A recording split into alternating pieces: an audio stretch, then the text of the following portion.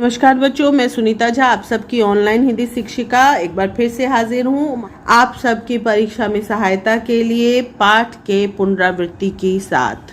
बच्चों, आज हम लोग महायज्ञ का पुरस्कार पाठ की पुनरावृत्ति करेंगे।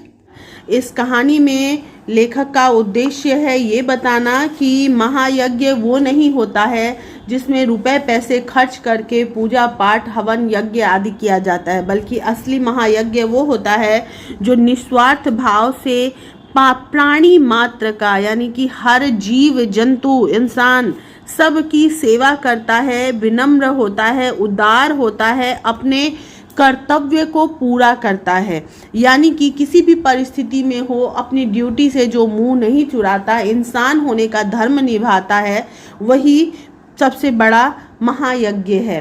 और इस बात को बताने में लेखक पूरी तरह से सफल होते हैं। वो बताते हैं कि जब अचानक से निर्धन हुए सेठ कुंदनपुर जा रहे होते हैं तो उनको एक मरियल सा कुत्ता नजर आता है जो कि बहुत ही दयनीय स्थिति में होता है, मरणासन होता है। मरणासन का मतलब मरने के निकट करीब, तो मरणासन होता है। उसको देखकर सेठ को दया आ जाती है। हालांकि सेठ खुद भी भूखे होते हैं और उनके पास मात्र 4 रोटियां होती हैं, लेकिन फिर भी वो बारी बारी से एक एक करके 4 रोटियां उस कुत्ते को खिला देते हैं। पहली रोटी खिलाने के बाद वो देखते हैं कि कुत्ते में उतनी ताकत नहीं आई है। उनको लगता है और एक रोटी खिलाने के बाद शायद ये बस्ती तक पहुंच जाए जहां इसे कुछ खाने को मिल जाए। वो तब उसे खिला देते हैं, लेकिन फिर भी वो कमज़ोर उसे देखते हैं तो तीसरी रोटी खिलाते हैं और उसके बाद उसे चौथी रोटी भी खिला देते हैं और खुद से पानी पी करके वापस कुंदनपुर की ओर चल देते हैं। इतना तो करते ही हैं दया के साथ, लेकिन जिनके की खुद के घर में खाने के लिए अनाज तक नहीं है, जो कि बहुत बुरी परिस्थिति से गुजर रहे हैं, जिनकी माली हालत आर्थिक हालत बहुत खराब है और वो अपना यज्ञ बेचने के लिए आए हैं। वो जब सेठानी के यहाँ जाते हैं जहाँ उन्हें यज्ञ बेचना होता है, धन्ना सेठ के यहाँ, तो सेठानी उनसे वो यज्ञ मांगती है जो उन्होंने आज किया होता है। और आज जो किया था वो महायज्ञ वही था जो उन्होंने कुत्ते की सहायता की थी, जिसे कि सेठानी महायज्ञ मानती है और कहती है कि आप अगर वो मुझे बेच देते हैं तो मैं आपको धन दूंगी, वरना मैं और कोई यज्ञ नहीं खरीदूंगी। इतने दूर से सेठ सिर्फ यज्ञ बेचने के लिए यहाँ आए हैं, लेकिन उनको ये गवारा नहीं होता है कि उन्होंने जो मानवीयता के रूप में ये कार्य किया है, जो कर्तव्य है उनका, जो इंसानियत का कर्तव्य है किसी भी जीव की सहायता करना, उस कर्तव्य के लिए वो पैसे ले, उस कर्तव्य को वो बेचे, ये उन्हें अच्छा नहीं लगता और इसीलिए बिना अपने यज्ञ को बेचे वो वापस घर आ जाते हैं खाली हाथ। और जब वो सेठानी उनसे पूछती है कि आपको पैसे नहीं मिले, आप खाली हाथ क्यों आए हैं, तो सेठ उनको बताते हैं कि मुझसे मेरा मानवोचित कर्तव्य जो था वो खरीदना चाहती थी वो सेठानी, जो कि मैं बेच नहीं सकता था क्योंकि वो मेरा धर्म है, मेरा कर्तव्य है और बुरी परिस्थिति में भी धर्म के आचरण करना ही तो सबसे बड़ा इंसानियत है, सबसे बड़ा कर्तव्य है, इसलिए मैंने उसे नहीं बेचा। तो सेठानी भी इस बात से प्रसन्न होती है कि उसके पति कितने समझदार, धार्मिक और कर्तव्यनिष्ठ व्यक्ति हैं, इंसान कितने अच्छे इंसान हैं, और इस बात से प्रसन्न होती है। तो पुरस्कार के रूप में भगवान की तरफ से उन्हें सोने चांदी हीरे जवाहरात का खजाना दिया जाता है और साथ ही दिव्य स्वर में कहा जाता है कि तुमने जो मानवोचित कर्तव्य किया है और उसका मूल्य भी तुमने नहीं लिया, उसी महायज्ञ का ये पुरस्कार है। यानी कि उस कर्तव्य को जिसको कि उन्होंने निस्वार्थ भाव से किया था। सबसे बड़ी बात है कि उसमें स्वार्थ नहीं होना चाहिए कि मैं अगर तुम्हारी मदद कर रहा हूं तो बदले में तुम मुझे मदद करोगे, ये स्वार्थ होता है।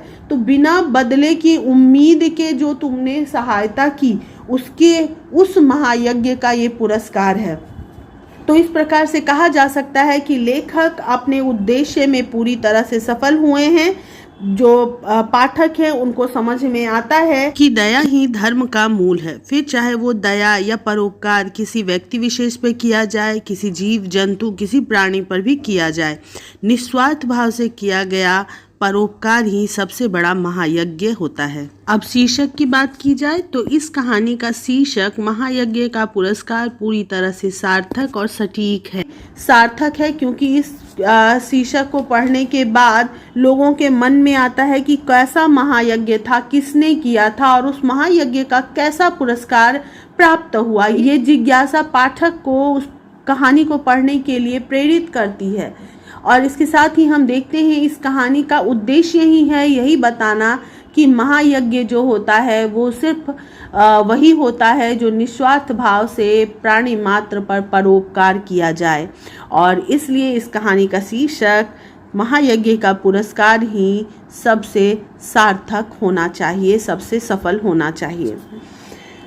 इस कहानी के मुख्य पात्र हैं सेठ, जो पहले धनिक थे और बाद में अचानक परिस्थितिवश गरीब हो चुके हैं, जिनके बारे में आप लिख सकते हैं कि वो धार्मिक हैं, कर्तव्यनिष्ठ हैं, परोपकारी हैं।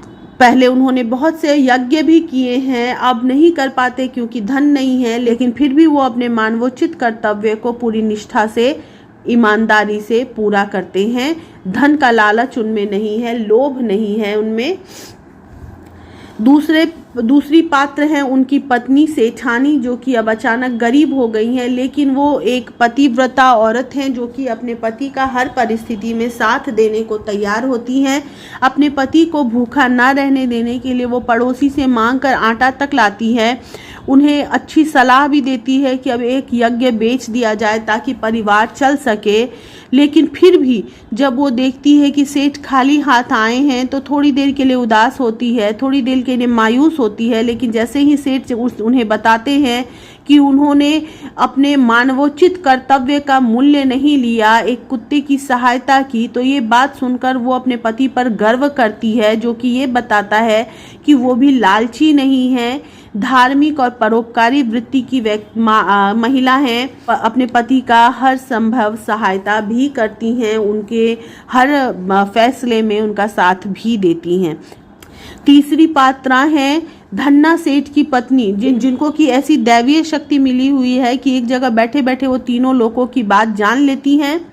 और उनके बारे में हम ये लिख सकते हैं कि वो परोपकार के महत्व को जानती है। तभी वो जैसे ही ये बात जानती है कि सेठ ने एक मजबूर कुत्ते की सहायता की है, उस पर उपकार किया है, तो उसी को खरीदना भी वो चाहती है, उसे वो महायज्ञ का नाम देती है।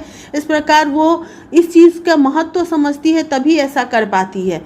दूसरा, वो धार्मिक हैं, अपने फैसले पर अडिग रहती हैं, दृढ़ महिला हैं, वो अपनी बात पर मजबूती से अड़ी रहती हैं। सेठ के बार बार आग्रह करने पर भी कि उन्होंने आज कोई महायज्ञ नहीं किया, कोई पुराना यज्ञ खरीद ले, वो उसे नहीं स्वीकार करती और कहती हैं कि अगर महायज्ञ बेचेंगे तो ही वो खरीदेंगी। इस प्रकार हम उनके चरित्र की इस विशेषता को भी देख पाते हैं। तो बच्चों, ये पार्ट भी आप लोगों का क्लियर हो गया होगा। एक बार फिर से बहुत बारीक चीज़ें तो मैं नहीं बता पाऊंगी इतनी जल्दी में, क्योंकि मैंने पहले भी इस पर वीडियो बना ही दिया है। तो जो ओवरऑल है वो मैं सिर्फ अभी बता रही हूँ ताकि आप लोगों को बस रिकॉल हो जाए। तो बारीक चीज़ें जानने के लिए आप मेरी वीडियो देख लीजिए, जो पहले भी मैंने बनाया हुआ है, और उसके लिंक मैं आपके लिए इस वीडियो के डिस्क्रिप्शन बॉक्स में डाल दूँगी। फिलहाल इस वीडियो में इतना ही, जल्दी मिलते हैं अगले वीडियो में। Bye bye, take care, all the best.